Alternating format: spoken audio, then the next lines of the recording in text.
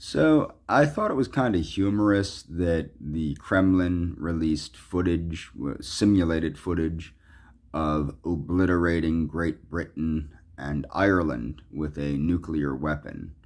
It reminded me of when North Korea showed in a simulation, if I remember correctly, it was actually the film Independence Day. I'll leave a link to the story in the description. I'll leave a link to both stories in the description, obviously, the Russian simulation and the North Korean simulation.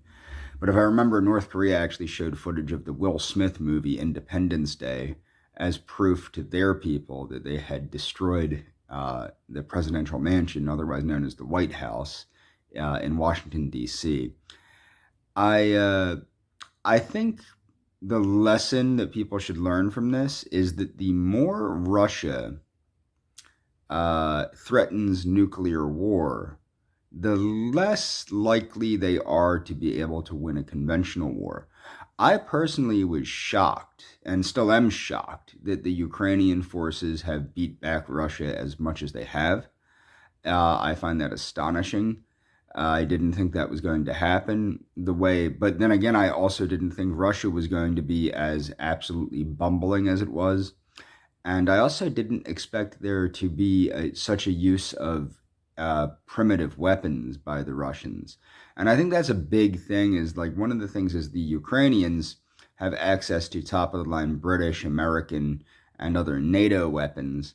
And the Russians are using primitive Cold War era weapons. In some cases, World War II era weapons.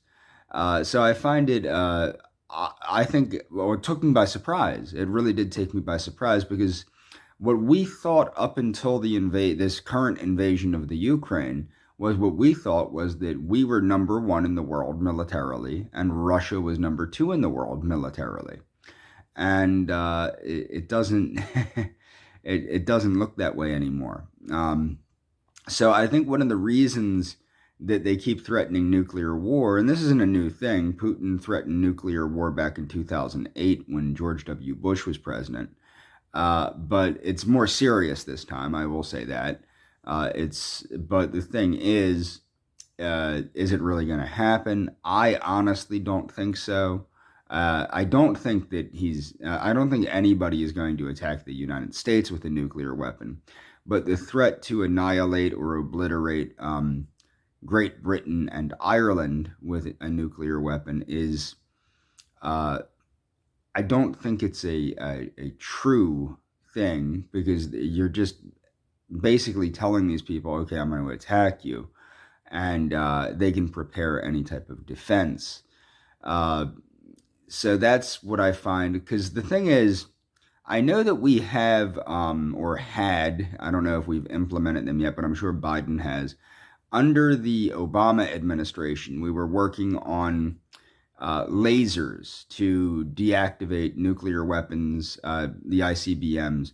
And I can't imagine that Trump didn't implement them. I didn't hear anything about it, but hopefully we wouldn't hear anything about it, because we wouldn't want the world to know that we have that as a missile defense system. But I'm sure Biden has probably implemented that by now. I know it was being worked on under the Obama administration. We have a lot of really cool stuff. Again, DARPA makes me patriotic. But my point is that that I don't think it would be, I don't think it makes good military sense to keep threatening to attack somebody. But then again, what has made good military sense up until this point on the Russian side? Nothing really seems to have made good military sense.